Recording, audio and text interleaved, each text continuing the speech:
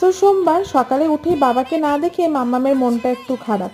এই খাটের নিচে এই গাদ্দাটা এখন বিছিয়ে দিচ্ছে। আজকাল না এই খাটটা থেকে ও ঝাঁপ কাটতে কোনো রকমের জোর জবরদস্তি সকালের ব্রেকফাস্টটা করিয়ে আমি চলে এলাম আমাদের দুপুরের লাঞ্চের প্রিপারেশন করতে। অনেকদিন ডিমের অমলেট করে ঝোল খাই না, আজকে খুব মন করলো খেতে। আগে মায়ের হাতে এটা খেতে আমি খুব ভালোবাসতাম। দিল্লিতে তো হালকা ঠান্ডা পড়ছে, দুপুর রোদে গরম ভাতে এই ঝোলটা খেতে আমার খুব ভালো লাগে। বিকেল বেলাতে যেই বাবা এসছে ঘুম থেকে উঠে মাম্মাম বাবাকে দেখে তো খুব খুশি। অর্ণব বললো পপকর্ন বানাবে, তো ও সেটাই বানাচ্ছে। ওইদিকে আমি একটু চা বানিয়ে নিয়েছিলাম। আর আমরা কিচেনে রয়েছি, মাম্মাম কিচেনে আসবে না তা কখনো হয়?